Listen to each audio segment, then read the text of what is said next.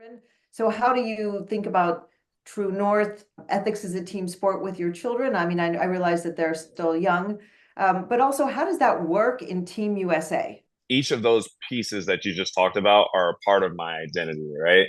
Mhm. Along with my disability.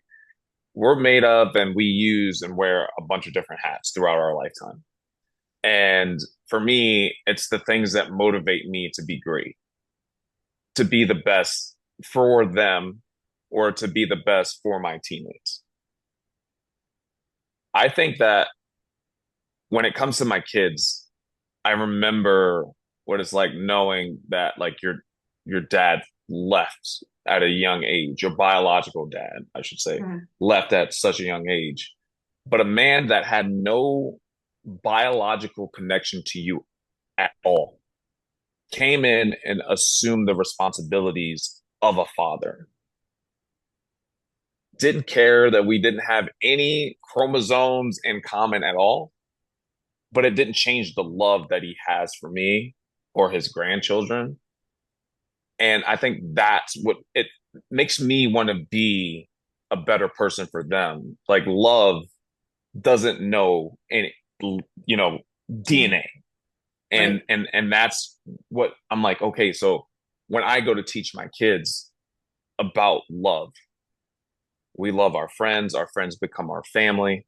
And Mhm. although there's no blood relation there, the bonds are strong there. But what you And also just described, Trey, is love is an action verb, yeah, right? It shows absolutely. up. It's the way I describe ethics.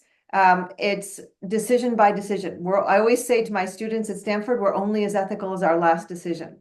Hmm. And this man who you call dad has apparently shown up for you decision by decision by decision, just keeps showing up. That's that action. It's love as an action verb, and it sounds And like that's what you're modeling for your children as well. yeah, and what's crazy? What you're like, I agree with the concept and notion that you're talking about, right? With the decisions, and the ethics that follow suit of that. One of the things that we also try to get across to our kids that my dad kind of got across to me is that the decisions that we make, no matter what that decision is, good, bad, or indifferent, right? We can't change what it is, but that moment also doesn't define who we are as an individual. I can make a bad choice, a bad decision, but it doesn't Exactly. make me a bad person. And I think that's the thing that like I'm trying to get not only my kids, but when I go into schools and we have these situations and we're having these presentations, that yeah, sometimes we make bad choices, but that doesn't make us a bad person. No, absolutely. And that's so important, by the way, not only in the ethics of young people, you talk about going into schools, but with the mental health.